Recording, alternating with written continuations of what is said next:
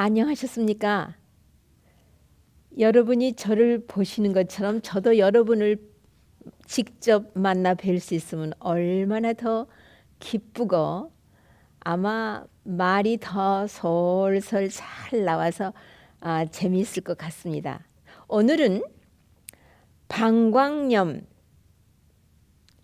여자들이 참 많이 남모르게 고생하고 있는 뭐 생명을 앗아가는 질병은 아니지만 참 구차하고 고생스러운 질병 중에 하나이죠. 얼마나 많은 사람들이 연중 의사 사무실을 방문하느냐 하면은요, 자그마치 800만, 8 million, 800만이나 되는 해마다 의사 사무실에 방문하게 돼서 항생제를 처방받는 질병 중에 하나가 방광염이라고 누누이 완전히 하드 카바로 된 그런 책에 보고가 되고 있습니다. 메이어 클리닉의 보고였습니다. 자, 이런 것을 병 날 때마다 항생제를 치료를 하면은요, 면역이 나가버려요. 저도 그런 사람 중에, 그러니까 8 밀리언 중에 하나인 것 같습니다.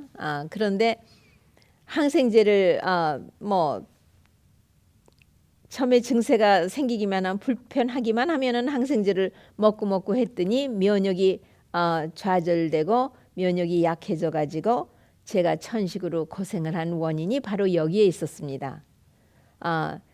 그러나 지금은 생활개혁 다 하고 항생제는 얼마나 무서운 약이라는 거, 생사를 가름할 때만이 손을 댈 수 있는 것이지 하찮은 일에는 다른 방법이 있다면 다른 방법을 구차해도 열심히 선택하는 것이 여러분이 여러분에게 주어진 생명을 보존하며 건강하게 유지시키는 목록 중에 하나가 되겠습니다. 의사한테 굳이 가고 소변 검사를 하지 않아도 우리 여자분들은 다 압니다. 방광염이 시작하네. 예, 왜냐하면 변소를 자주 가고 싶고 변소에 갔다 왔는데 또 가고 싶고 무지룩하고 뭐 기분이 경쾌하지 않고 그 다음에 뼛속으로 찬 기운이 오르락내리락 하면서 으시시하고 몸살이 오는 것 같기도 하고 차오간 그 불편한 것은 이루 그 불쾌한 것을 다 말할 수 없습니다. 자, 오늘 제가 그거를 다 말씀드리려고 하는 것 아니고요. 천연 치료로 어떻게 이것을 쥐도 새도 모르게 혼자 싹 처리를 해서 다시 건강을 되찾을 수 있느냐? 너무 좋죠. 네? 여러분 안 그렇습니까?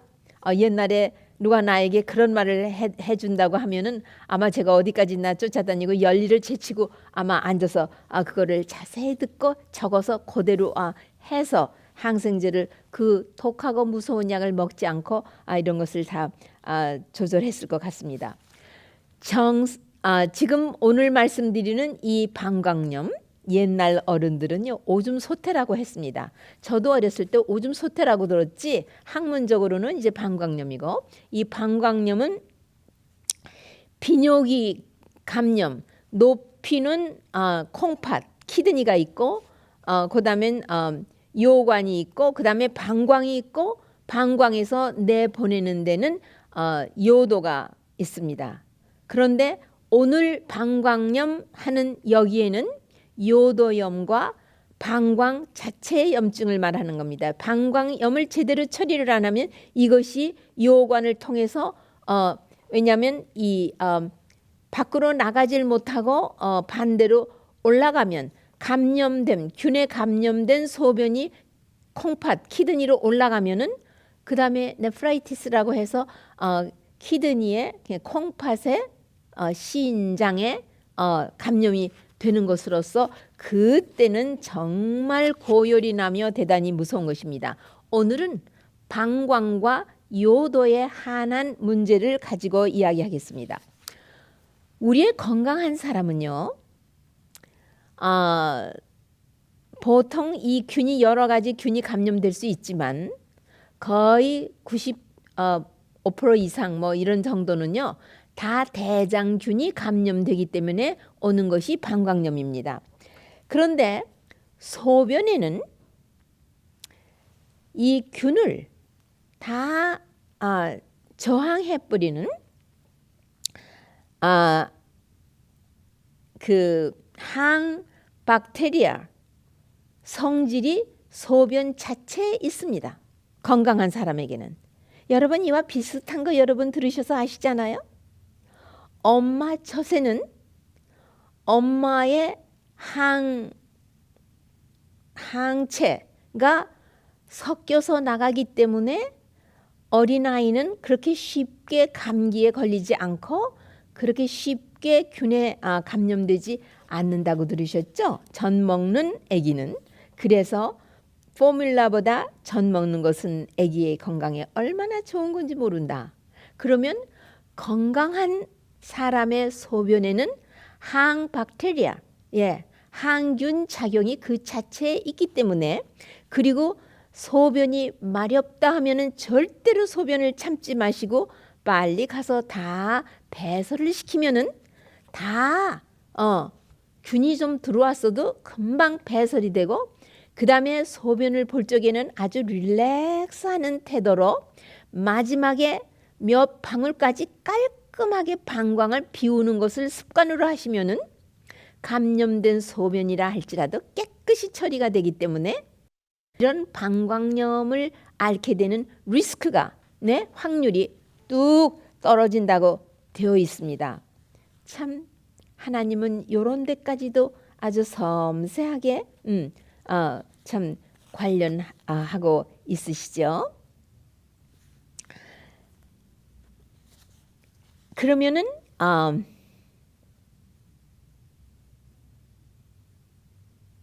제가 지금 그것이 소변의 박테리아의 그런 작용이 건강한 사람에게는 있다는 것이 바로 메이오 클리닉의 패밀리 헬스 북에 보면은 리서치에서 그것을 발견한 것이 아주 하드 카바에 있기 때문에 리서치 한두 번 해서 성공한 것이 아니라 확실하게 인정되었기 때문에 그렇게 나온 것입니다.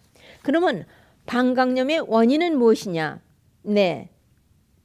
균이 들어가는 것입니다. 근데 왜 방광에 균이 들어가서 방광 안의 점막에 지금 오늘 말하는 방광염에 관한 것은 감염성 균이 들어가서 염증을 일으키는 것으로서 방광의 세 결 중에 제일 안에 점막계통에서 염증이 일어나는 것과 요도에 염증이 생기는 것을 말하는 거고 지난주에 제가 말씀드린 그 간질성 방광염은 그 중간 근육층에서 문제가 오는 것으로서 소변 검사는 항상 아무 균도 나오지 않으나 그 통증이 자나깨나 그렇게 아주 심한 통증을 오래 그것도 자주 재발하면서 무척 고생스러운 그런 것으로 따로 말씀을 드렸습니다. 이 오늘 말씀드리는 이 방광염의 첫째 원인은 탈수증입니다. 우리나라 사람의 통계는 없기 때문에 제가 말씀을 못 드리는 게 참 아쉽게 생각하고 오늘날 미국 사람들의 탈수증은 거의 60% 그러니까 반수 이상이 두 사람이면 한 사람 이상이 탈수증을 가지고 살고 있습니다. 그러니까 탈수증의 그 피해를 받고 있습니다. 그러니까는 이 방광염은 첫째 원인이 탈수증입니다. 그리고 음식에 의해서 자극성 조미료로 말미암아 점막계통이 이미 아주 예민해져 있고 그 다음에 요도가 아주 그 점액질이 이미 자극을 많이 받아 있다는 것을 말하고요. 그 다음에 이와 같이 균이 들어가고 이런 문제를 일으키게 되는 것은 어떤 음식에 대한 알러지, 과민성 체질을 갖고 있는 것이 그 바탕 문제고요. 그래서 균이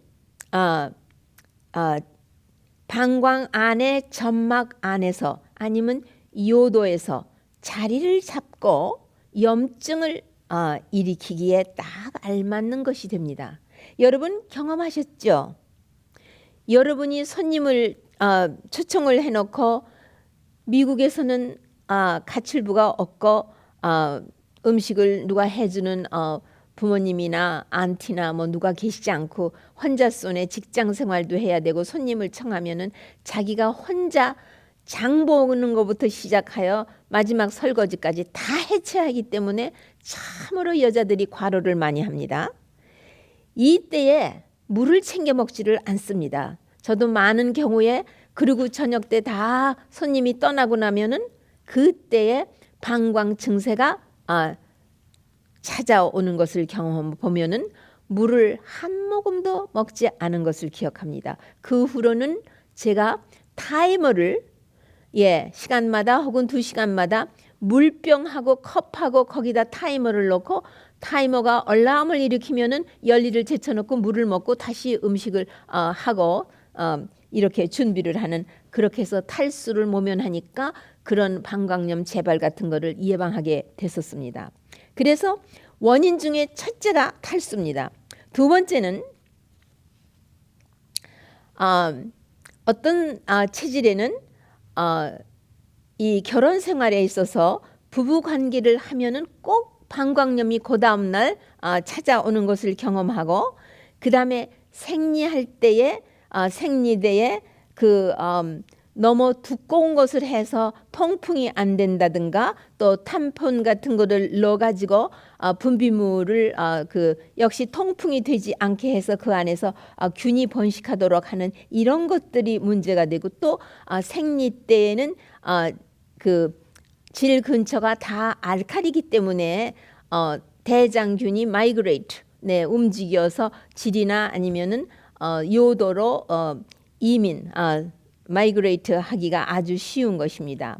그래서 그러면은 어떤 애틀레틱 그 운동을 하는 분이 과격한 운동을 했다든가 발레 선수 같은 사람들은 딱 끼는 나이론 착 달라붙는 그런 옷을 입어서 통풍이 되지 않아 거기에 습기가 많이 있거나, 그 다음에 또 운동할 때 불편을 느끼거나 뭐 이런 때, 그 다음에는 또 그럴 때에 뭐를 받느냐 하면은 이 트라우마를 받습니다. 그 점맥에 피부의 마찰로 인하여.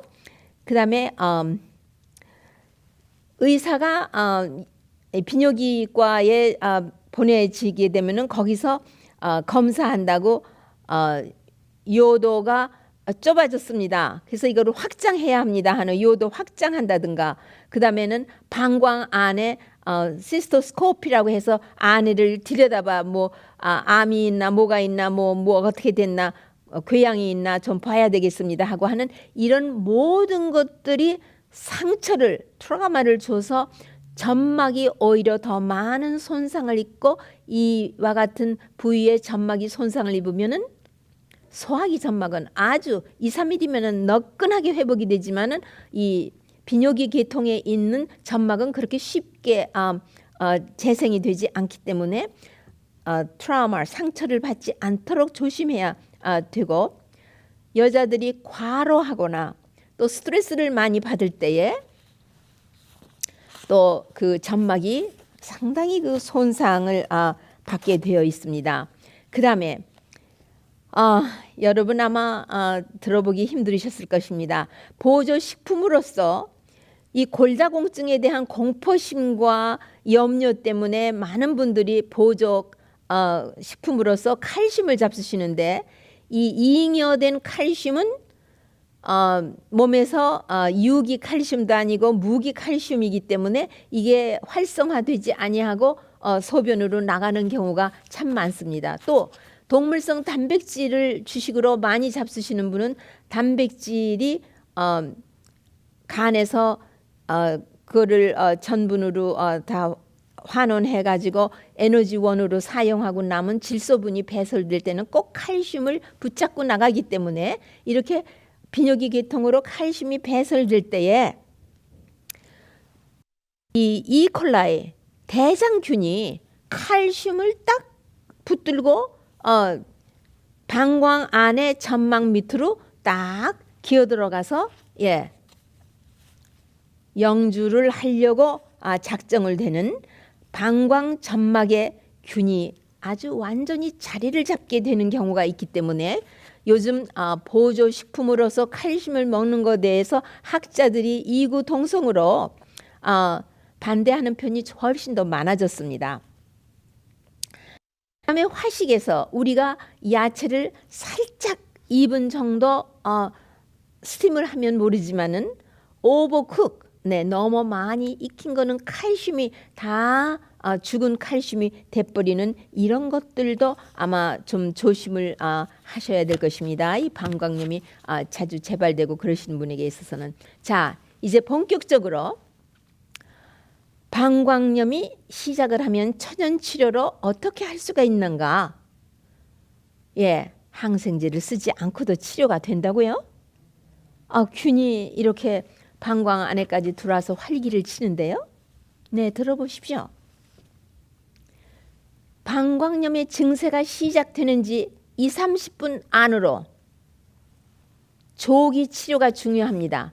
2-3일 지난 다음에 균이 방광 안에 점막 안에 마치 위 안에 헬리코백터가 점막 바로 밑에 자리를 잡고 있듯 대장균이 방광 안에 점막 밑으로 다 자리를 잡고 있을 때에 천연치료를 시작하면은 아마 실패하고 천연치료 안 듣는데 이렇게 비난하실지 모릅니다.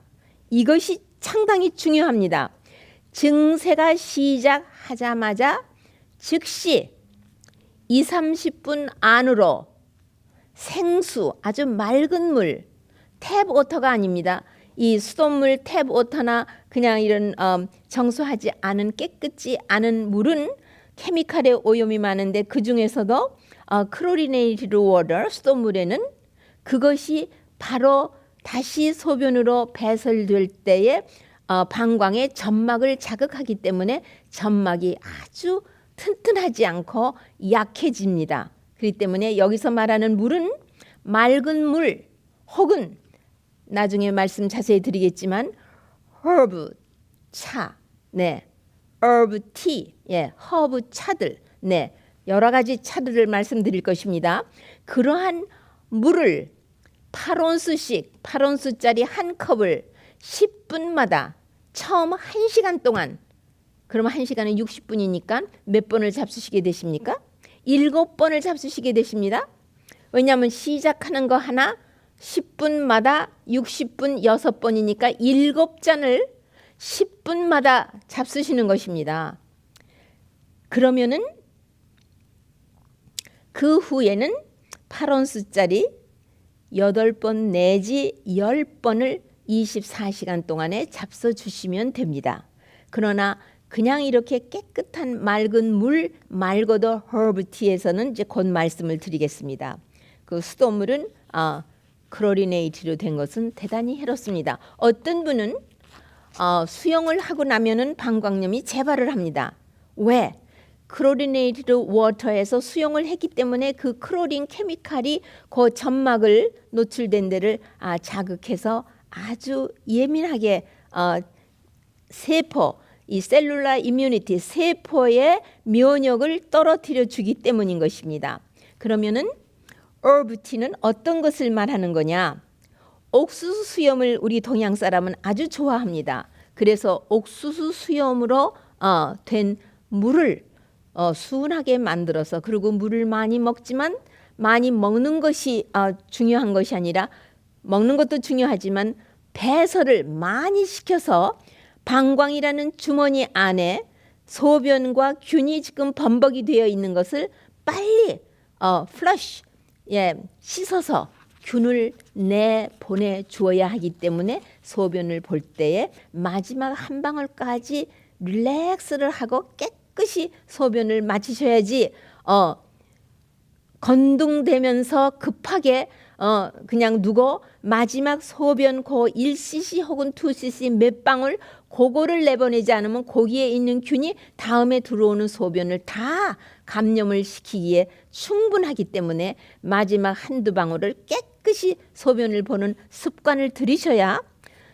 병이 속히 깨끗이 낫고 또 재발을 안 할 수 있고 또 키드니, 콩팥은 감염에서부터 예방을 미리 하시게 됩니다. 그리고 그 외에는 민들레 뿌리 차도 이뇨작용이 있고요. 버덕, 우엉 차도 균도 제거해주고 피도 맑게 해주고 방광도 깨끗하게 해줍니다.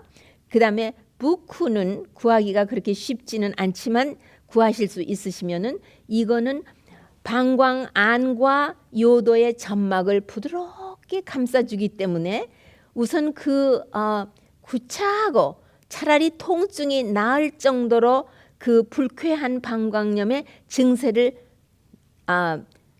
반나절 만에 호전시켜주는 그런 성질이 있습니다. 그리고 천연 항생제로서는 골든실 루트하고 에키네이시아 루트하고 절반씩 해서 자기 체중과 여러 가지를 봐서 양은 조절을 하면서 하루 3번 혹은 4번을 3일 내지는 닷새를 잡수심으로써 언제 천연치료를 시작했느냐에 따라서 깨끗이 치료가 됩니다. 그 다음에 예로부터 구라파에서는 내려오지만 우리 한국 사람들은 어땠는지 제가 잘 모릅니다만은 크랜베리 주스를 방광염에 모두가 다 일반적으로 추천을 하고 있습니다.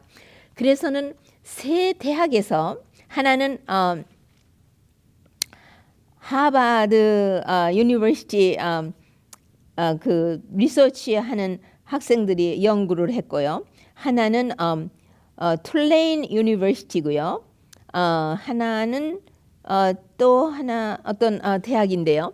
이 여러 군데서 리서치 연구를 한 바에 의하면은요. 제일 성공하고 정확한 것을 보고한 것이 루트거 유니버시티에서는요. 이 크랜베리, 빌베리, 블루베리 뭐 이런 데에는 그 파이토케미칼이라고 들으셨죠? 제 강의에도 넣어드렸고요. 거기에 그 프로엔토사야닌이라는 항산화제가 있는데 이것이 특별히 대장균은 이 발이 아주 피라미드라고 하는데요.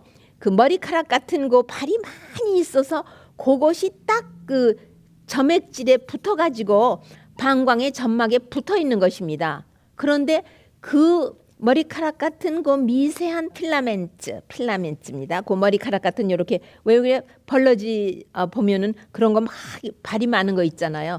그런 것이 싹 없어지고 이콜라이 대장균의 몸통만 있기 때문에 수분을 많이 먹고 이뇨작용이 있는 수분을 잡수심으로 인하여 싹 다 씻겨 내려가기 때문에 방멸, 균을 다 방광에서 제거해주는 그런 기능을 발휘함을 알게 되었습니다. 그러나 급성기에 급성 증상이 있을 때에는 저도 옛날에 크랜베리 주스를 먹어보았습니다.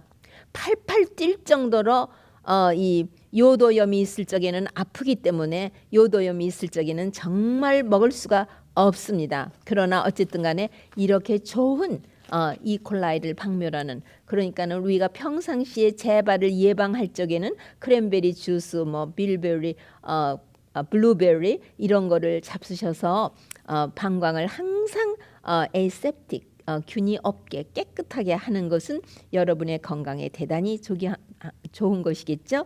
그 다음에는 식이요법입니다. 식이요법에서는요. 저로서는 또 경험도 했고 또 추천하기를 철저한 채식을 하시지만 채식을 해도 그냥 채식만 하면 되는 것이 아닙니다. 모든 자극성 조미료를 배제하고 그 다음에 화학 물질인 맛술소리니 맛난이니 뭐니 그런 걸 또 다 제거하고 유제품, 계란 한 군데서는 리서치를 해봤는데 어떤 사람은 바로 계란에 노른자뿐만 아니라 흰자에 대한 엘러지로 인하여 방광염이 자꾸만 재발하는 것을 보았고 계란을 제거해 줬더니 방광염 재발하는 것이 끝쳤다고 보고가 되어 있고요. 웨이 프로덕트, 엄마의 젖에도 이 카우스 밀크, 소의 우유에도 이 웨이가 있습니다. 일종의 단백질 종류죠. 이 프로덕트를 안 먹는 것이 방광염 재발은 예방이 된다고 되어 있고요. 그 다음에 채식을 하되 모든 정제식품과 가공식품을 금하셔야 됩니다. 그러면은 여러분이 전분에 대해서는 압니다. 쌀 흰밀가루의 그 모든 제품들을 제거해야 됩니다. 어떤 분은 이래요. 저는 흰밥은 안 먹습니다. 그런데 떡은 먹거든요. 아무 소리도 안 하고 떡을 먹어요. 떡도 흰 쌀로 만들었고 그것도 부족해서 거기다 당분을 집어넣은 것이기 때문에 떡은 더 해롭습니다. 그리고 현미 쌀로 떡을 했다고 해도 당분을 넣었기 때문에 안 좋습니다. 그 다음에 전분이 그러한가 하면 그 다음에 여러분 전분하면 전분들 하면은 설탕을 거기 들어가는데 흰 설탕만 말씀하시는데 아닙니다.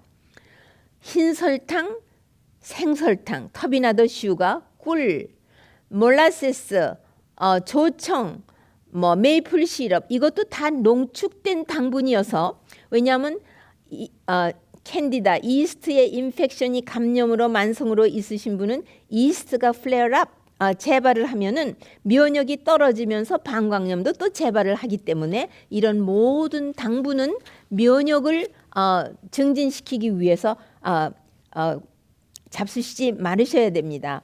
그렇기 때문에 특히 이스트 인펙션을 감염으로 갖고 있는 것을 본인이 아시는 분은 아주 모든 단 과일도 조심을 하셔야 되겠죠. 그 다음에 어떤 영양분들이 부족하냐.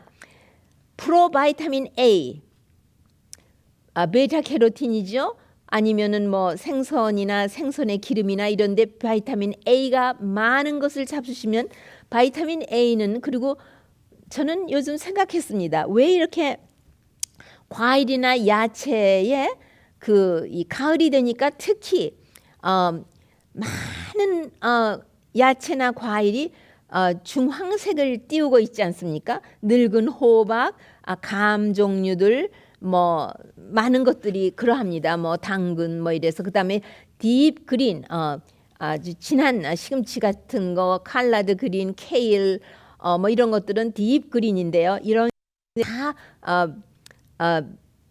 베타 캐로틴이 많이 있습니다. 왜냐하면 이 바이타민 A는 모든 점막계통과 피부를 재생시키는데 없어서는 안 되는 원료입니다. 그러니까 이런 것들이 부족하면 안 됩니다. 그리고 제가 말씀드렸죠. 우리 몸에서 가장 큰 장기는 피부라고. 그러면은 이 방광 안에 점막, 그 다음에 요도의 점막, 우리 소화기의 점막, 요 결막, 눈에 이런 모든 것들은 다 이 피부에 속하는 장기들입니다. 그래서 이것이 리페어되고 재생되고 맨날 우리가 이렇게 움직이고 손 닦고 할 때에 많은 헤아릴 수 없는 세포들이 탈락됩니다. 그래서 튼튼하게 만들면은 허니문 방광염 같은 거는 안 앓겠죠. 그러니까는 자기의 몸에 어느 부분이 얼만큼 튼튼하게 되어 있는지 바이타민 A, 프로바이타민 A를 챙겨 잡수시고 그 다음에 비타민 C 이 점막계통의 저항력을 아주 높이고 균에 대해서 저항하는 힘이 강하고 바이오플레보노이드는 바이타민 C의 기능을 그러니까 항산화 작용의 기능을 상승시키는 그런 작용을 하고 있고요. 그 다음에 파인애플에 있는 브로멜린도 이런 염증을 제거하는 항염 작용을 하고 있습니다. 그러니까는 신선한 과일, 그 다음에 모든 베리 종류, 워터멜론, 그 다음에 프레쉬 아주 신선한 야채들 이런 것들은 대단히 좋을 뿐만 아니라 그 다음에 음식에 사용하는 herb 있죠. 실란트로, 샐러리, 파슬리, 그 다음에 갈릭은 반드시 열 처리를 해서 그 매운 맛을 디네이처 시켜서 잡수셔야 자극성 음식이 되지 않는 것입니다. 그 다음에 제 시간이 다 되기 때문에 수치료에 대해서 얘기를 해야 되고, 그 다음에 재발을 어떻게 예방을 하는가 하는 이 모든 예방에 관한 것을 말씀을 못 드렸습니다. 아마 다음 시간에 이 예방에 대한 것은 치료에 못지않게 중요하기 때문에 이것과 만일 방광염을 그저 무시하면서 항생제도 며칠 먹다 이틀 3일 먹다가 의사가 일주일 먹으라고 했거나 닷새 먹으라고 했는데 언제 가서 처방전을 받느냐에 따라서 의사가 닷새 잡수세요 혹은 7일 잡수세요 하면 늦게 갈수록 열흘 잡수세요 이렇게 이야기를 하는 것입니다. 그러나 여러분은 일단 증세만 없어지면은 안 잡수시고 했을 때에 만성으로 흐르면서 그 균이 콩팥으로 올라갔을 때 어떻게 되는가 그거를 곁들여서 방광염의 수치료를 어떻게 하며 예방은 더더욱 예방은 아주 중요합니다. 예방을 어떻게 할 것인가에 대해서 말씀드리기로 하고 오늘은 시간이 다 지나갔기 때문에 여기서 아쉽게 마치고 말겠습니다.